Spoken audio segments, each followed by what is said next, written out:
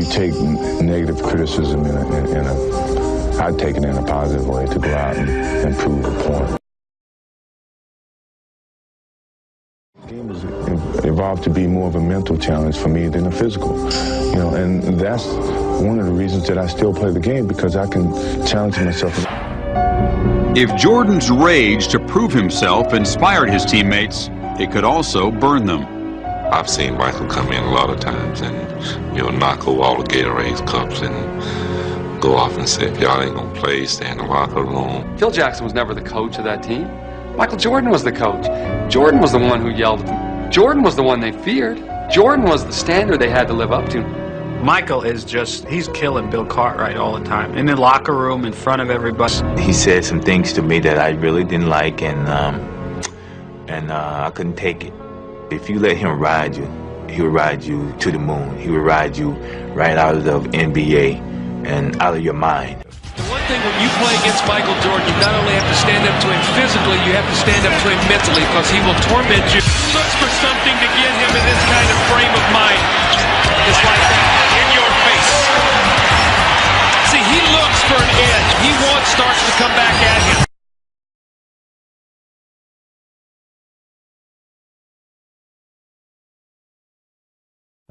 Now, let me go back to last week. You were going to tell me about trash talking with Jordan and said to remind you to bring that back up. It was a preseason game, and Chuck Person said you need to go out there and give Jordan grief right away, establish yourself. Is that what happened? Well, remember now, let's set this up.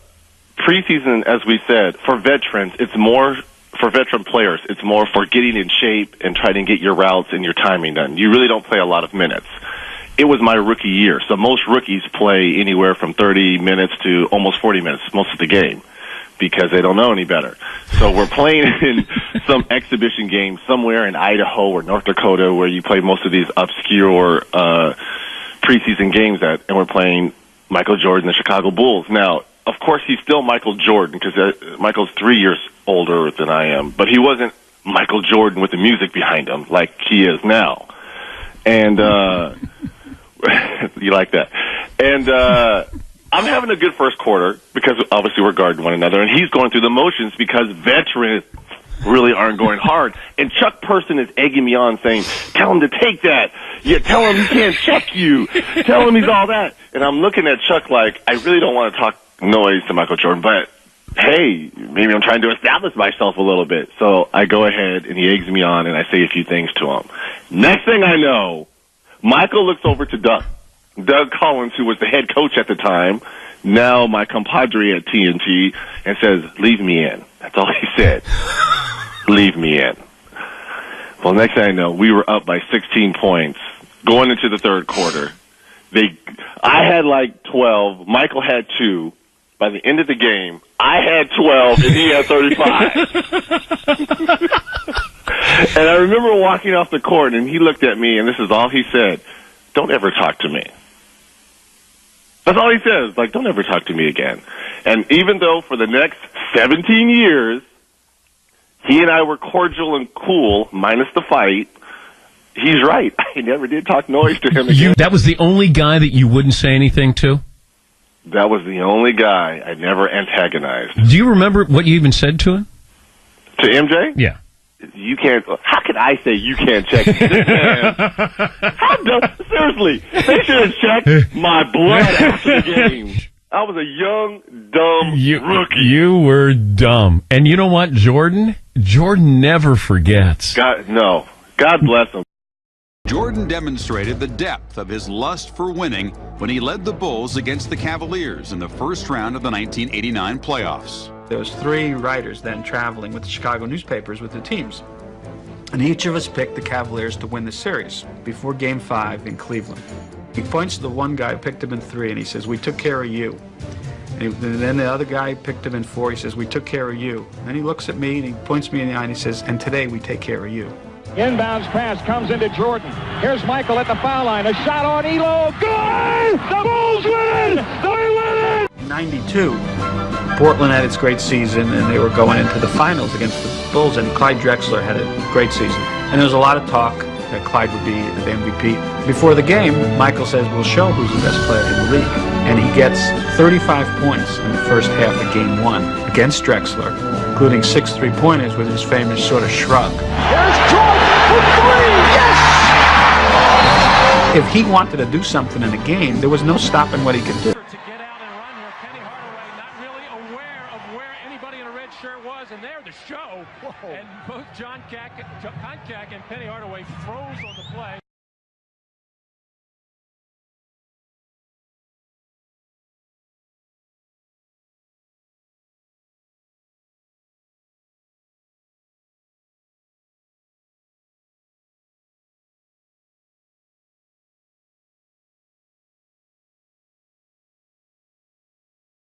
Sequence, 10 to go on the shot clock. Jordan down low. And he used the word embarrassed about 4 or 5 times of not being out and guarding LaBradford Smith early in the game. Grant off the mark. Jordan.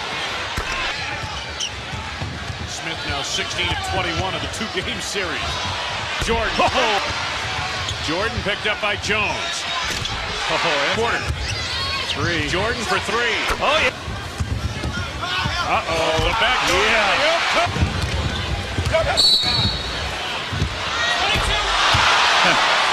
Bulls on offense. Michael Jordan lets fly for the outside. Purdue runs out of room. Finds Jordan. There was nothing there. 17 points, 8 for 8 from the field. And as I said, he's got 17. The Bullets had 12. And now Will Purdue on from Chicago. They showed the movie The Blues Brothers. And, of course, and it reflected when he would shoot free throws. Tough shot. They don't have very many big guys out there. Not good rebounders. You got a 35-year-old. Stacey King right back to MJ. Oh, they're slipping away. Backs into MJ. Michael for 3. Whoa. Jordan backing LaBradford Smith. Michael takes it on the turnaround. LaBradford Smith right there on him. Right there on him. Right there. Right there. First half. 36 for Jordan, 1 out of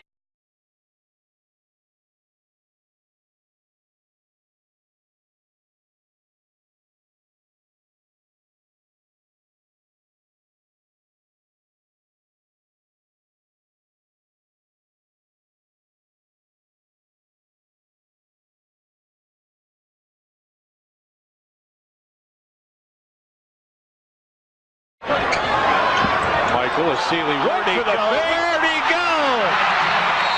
Where did he go? Time. Which way did he go, Mike? Don't watch my ankles. Watch my ankles. You'll break them. In the offseason, brought in Gerald Wilkins to be the Jordan stopper. I'm looking forward to it, no question about it. I think the number one thing is that it's my job to go out and put the job on him to shut him down, keep his numbers down. But as the Cavaliers would quickly find, stopping Jordan is not a one-man job. Pippen on top as Jordan's trying to post up. Oh, Michael with a beautiful fake. Oh, man! What a fake by Jordan. I wanted to prove to them that, hey, no matter what you do, what changes you make, I'm going to overcome that challenge. Trying to go inside, Michael. Spins, it's got.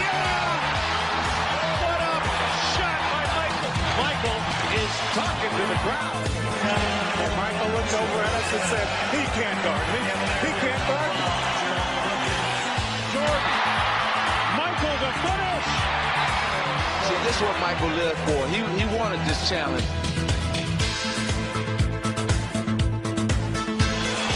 So much for Gerald, and I'm going to shut Michael down.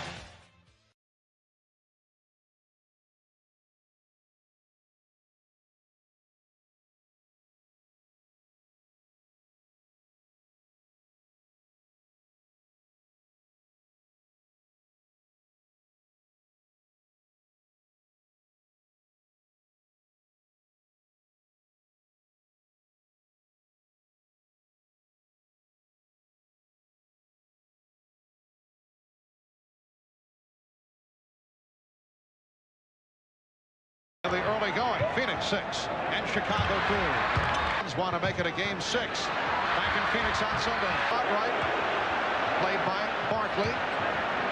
Jordan Yes, Suns 22. Bulls have hit their last. Bulls have led by as many as 7. Seldom used during the season. Jordan, yes, and it counts. Top that he lost sight of Stacey King from behind him. Jordan with today or at this particular time, and I think that's helped me navigate my game. And the Bulls now lead 37-35. Here's Jordan. So far, and they're still close enough. If he needs them a lot in the second half, he should be fresh. Jordan with some room. Bulls 0 for the last 6. Michael Jordan has returned, and yet Chambers with room. It was deflected by Grant. Grant with the block. Jordan around Marley. Jordan all the way! Yes, and it counts!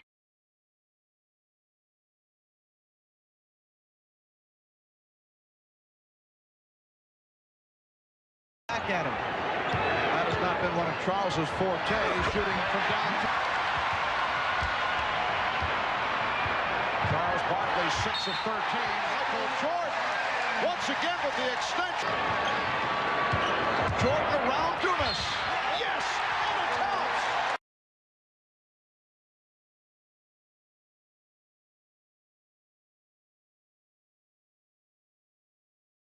He made a couple jumpers early, which got his confidence level up. Right now, he's just 2 for 9 from the floor. Not real confident shooting.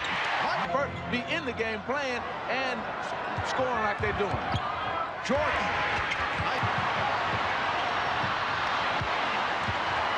Here comes Jordan. 9 o'clock Eastern time, right here on NBC. Crossover move for Jordan, and finishes with the finger roll, plus the foul. They want to play good defense without fouling right now. There is a 7-second disparity between the shot clock and the game clock. Jordan, yes, and it counts.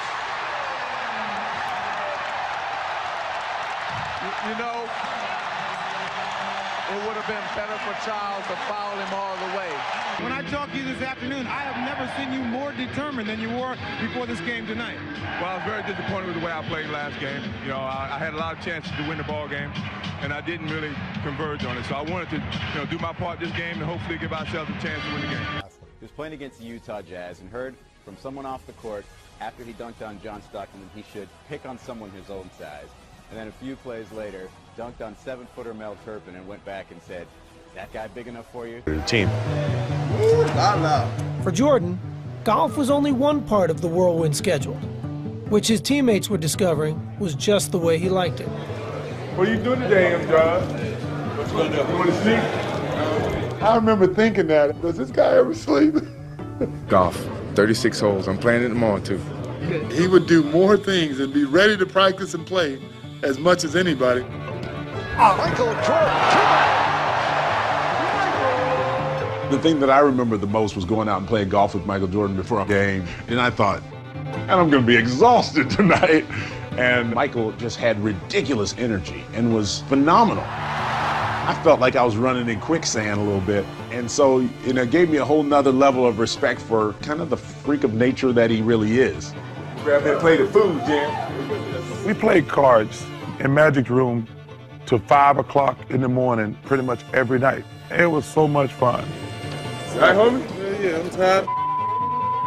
He's like a bionic guy, or he'd play cards, play golf, play basketball. Jordan going all the way. I don't know when he ever slept.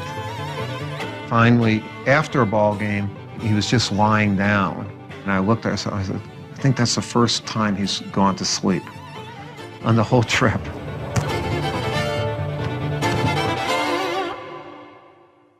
What are the intangibles and the things that the average fan does not see? You can go to a game and watch him play, but to be around him day in, day out, what made him different? I think just the will to win and the way that manifested itself in practice. I mean, every day was a battle. It really was. Whether it was a scrimmage, shooting drill, didn't matter. He wanted to win so badly, and that established the entire culture for the team. I mean, here's the greatest, most talented player on earth, who's working harder than anybody. So if that doesn't kind of establish who you are, you know, as an identity, as a team, I don't know what does. Michael Jordan is always on the lookout for extra motivation. In January, Jeff Van Gundy did just that. Not surprisingly, Michael would burn the Knicks all game long. 18 points in the first quarter for Michael. Mike with 27 in the first half. An NBA season high 51 points left Van Gundy and the Knicks speechless. Mr. Van Gundy has a Jordan headache right now. Barkley had stained a dream debut for the Americans. But in their next game against Croatia, Scottie Pippen and Michael Jordan grabbed the spotlight, with the focus on their matchup with one of Europe's best players, Toni Kukoc. Major storyline that carries into this game involves Toni Kukoc, second-round pick of the Chicago Bulls back in 1989. The Bulls made a strong push to sign him last season. At that time, general managers in the league were trying to come up with gems, you know, make their discoveries overseas. And Krause thought this guy could play in the NBA. While Jordan and Pippen had been winning back-to-back titles, Chicago GM Jerry Krause had been publicly wooing Kukoc to join the Bulls. Krause was recruiting this guy and talking how great he was. You know, that's like a father who has all his kids and now he sees another kid that he loves more than he loves his own. So we were not playing against Toni Kukoc. We were playing against Jerry Krause in a Croatian uniform. But unfortunately for the real Toni Kukoc, he was now the target of the world's two best defensive players. They was debating who was going to guard him. No, I got it. No, I got it. I'm looking at Michael and Scottie, and they're ready for, like, blood. Like, man. We knew the world was going to be watching. We knew everyone wanted to see what Toni Kukoc was like, and we were going to give him the worst experience he ever had on the basketball court. Pippen drew the initial assignment of shadowing Kukoc and harassed the Croatian from the opening whistle. It was hard to run across the half court without a ball. And with the ball, it was just, here, somebody else get it. Toni definitely wasn't getting a shot up, and he wasn't going to score. Kukoc is nothing for 4, and he's contributed nothing. We wanted to go guard him on the bench. Kukoc is called for the offensive foul, and the pressure continues. And after Pippen wore Kukoc down, it was Jordan's turn. Kukoc, stolen by Jordan. He reads it better than anyone. Slam dunk. Them dudes were all over him. Jordan rejecting Kukoc. Here's a 3-on-2. Pippen. I had questions from my teammates during the game, like, what is going on? Do you not see that they're really trying to get you off the court? And we're like, so what? I guess that's how NBA game is played. Pippen, Jordan, and the Americans cruised to another victory. This one by 38 points. For me, Michael Jordan was a killer. It didn't matter. He wanted to come in and kill you. You know, when I remember my first game playing him in the Spectrum in Philadelphia.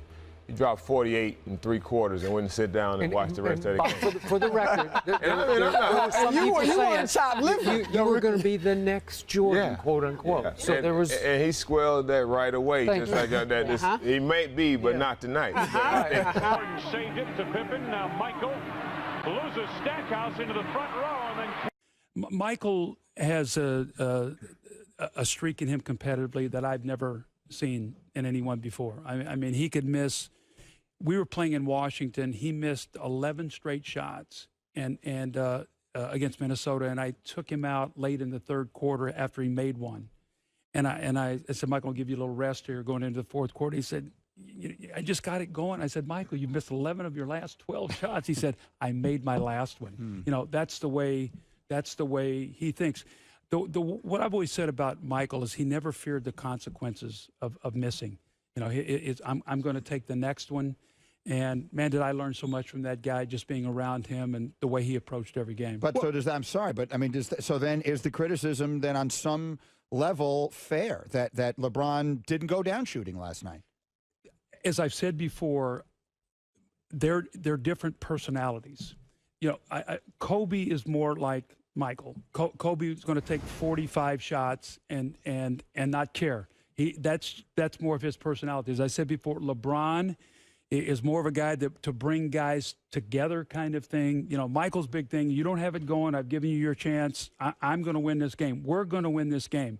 And I'll tell you an interesting story about the greatness of Michael Jordan. When I was coaching in Washington, we played the Indiana Pacers, and we were down 25 at the end of the third quarter. And I took Michael out of the game, and I said, look, Michael, I know you think we can still win this game, but we got to play, you know, in 2 nights. And if we make a little run, I'll put you back in the game. Well, we didn't. Well, I found out that after the game was over that he had 8 points in the game, and he broke a streak of like 860-something games in double figures.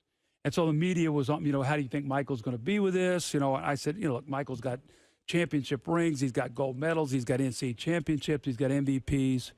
He's not going to care about the 8 points. So he met with the media and agreed. You know, that bus is lonely as a coach when you're sitting there after you've got your head handed to you. So I was sitting on the bus, and actually Michael had hired me. He was the part owner and president GM, hired me to be the coach, and then he came back to play. I'll never forget this moment ever as a coach. This to me was greatness. He got on the bus and he said, scoot over. And he looked at me and he said, do you think I can still play? And I said, absolutely. That's why I'm here, to be here to help you. He said, you know, to be my coach, you have to believe in me and believe I can still play. And I said, Michael, I believe in you. He said, you did the right thing tonight. You did the right thing tonight. I don't care about the points, but I needed to know that you believe in me. Fast forward, we get on the plane. He has a few cocktails, smokes a couple cigars, all the things you're not supposed to do. Yeah. We get back about 3:30 in the morning in Washington. At 7:30 that morning, he's down in the fitness room with Tim Grover, working out like you can't believe. Now, he's 41 years old. We play the New Jersey Nets the next night. And Michael scores the first 3 times he has the ball. Byron Scott takes a timeout. And Michael comes over and he says, I want the ball right there the rest of the game, and don't take me out till I tell you. And so that's fine by me. So with 2 minutes to go in the game, he gives me the sign like, that's enough. I take him out of the game. He walks over to the bench. I said, like, Michael, like, what happened tonight? He said, well, the guy who was guarding me was told me his back was hurting. Don't ever tell me you got a problem. He said, I'll make you pay for that. 51 points later. 51 points at age 41. He came back the next game with 46. And he looked at me and he said, I told you I could still play. 97 points. I mean, Mike, I was absolutely blown away at what this guy could do. His mind, how strong it was. I mean, he's playing on one leg. I mean, he'd cut his finger, you know, with doing a cigar. He had his finger was bent. He had a bad knee. The competitive will and great. I've never seen anything like it. But that moment when he looked at me and asked me if I still believed in him, I said, "This is the greatest player to play the game, wanting to know if I still believed in him." It was a moment I would never ever forget.